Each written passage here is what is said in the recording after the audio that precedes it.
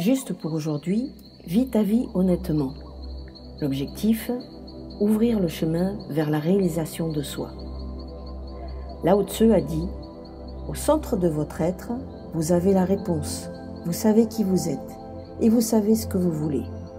Chapitre 1. Le choix de l'honnêteté. Un principe renferme tout un monde, et ce principe le prouve. Il est courant de le trouver sous différentes traductions. Accomplis ton devoir avec diligence. Travaille et vis honnêtement. Travaille dur. Ou encore, gagne ta vie honnêtement. La vérité est dans les yeux de celui qui regarde, et ces principes sont décryptés subjectivement. Livrons-nous ensemble à cet exercice avec ce précepte en japonais. Gyō Agame. Gyō signifie chose à accomplir. Il s'agit de toute chose que tu as choisie pour composer ton quotidien, tel qu'un travail, un apprentissage, un art, un passe-temps. Agame est un impératif du verbe agema qui signifie s'investir avec sérieux et sincérité. Ainsi, ce précepte pourrait être traduit par « Investis-toi sérieusement et sincèrement dans ce que tu as choisi de faire ». Il s'agit de ne pas te mentir à toi-même et d'accomplir avec droiture les choses que tu as décidé de faire, car tu les as jugées justes pour toi. La notion d'honnêteté émerge alors. Tu penses certainement être une personne honnête et, si tu t'en tiens à ta propre vision du sens de ce mot, tu as probablement raison. L'étendue de cette notion va au-delà de ta perception et de celle de ton environnement, qui s'arrête bien souvent au respect des règles et des lois. L'honnêteté est une valeur morale. Elle est garante du respect mutuel et d'une vie sociale et sociétale saine et harmonieuse. Vivre ta vie honnêtement demande d'être sincère, loyal et authentique dans tes relations avec les autres, mais aussi et surtout de toi à toi. Es-tu honnête dans l'expression de ton identité, de tes valeurs, de tes aspirations profondes? Te nourris-tu au quotidien avec des intentions sincères et pures? L'affirmation positive. Je choisis chaque jour la voie de la probité et de la vérité dans mes relations interpersonnelles et pour moi-même. Chapitre 2. Une vie de mascarade. Tu connais certainement une personne qui agit différemment, selon qu'elle se trouve avec son patron, sa famille, son partenaire. Sa façon de s'habiller, de se comporter, de parler même. Tout change constamment. Sa vie est une mascarade. Elle passe son temps à alterner ses déguisements et ses masques. Peut-être agis-tu ainsi à ton échelle. Il t'arrive sans doute d'adapter ton comportement en fonction de la personne avec laquelle tu te trouves, et ce, sans même en avoir conscience.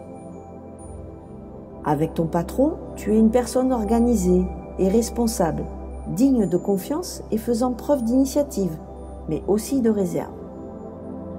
Avec ton partenaire de vie, tu fais des efforts pour être romantique et à l'écoute, pour être soigné et tenir la maison en ordre.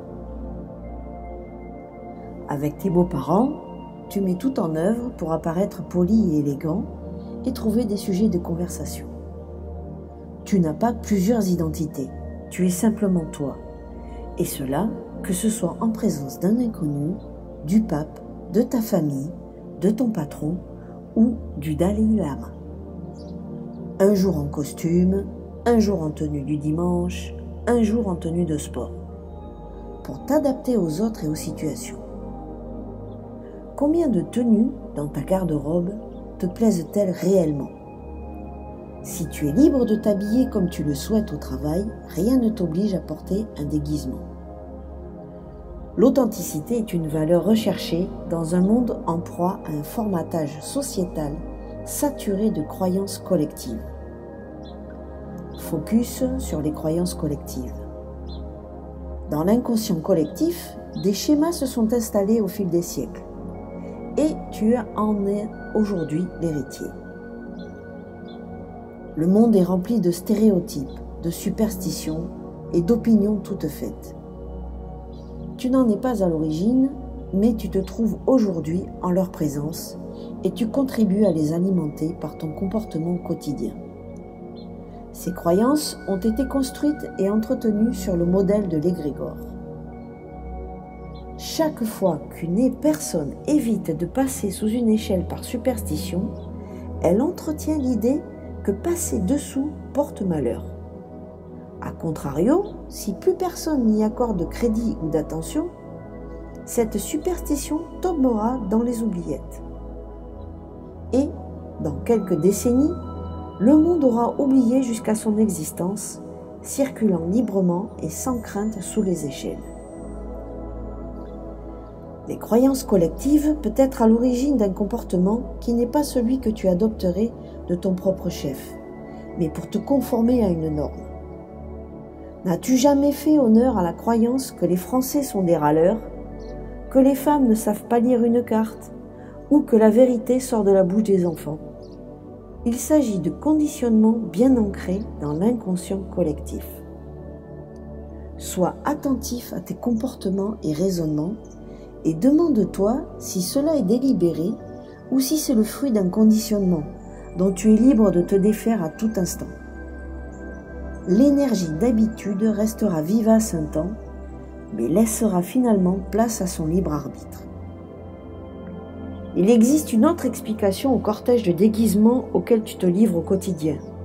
Il ne s'agit alors plus de perpétuer les croyances millénaires induites par la communauté, mais de satisfaire les attentes d'une personne en particulier. Affirmation positive. Je me libère des croyances collectives qui m'enferment dans des schémas de pensée et d'action qui ne respectent pas mon identité.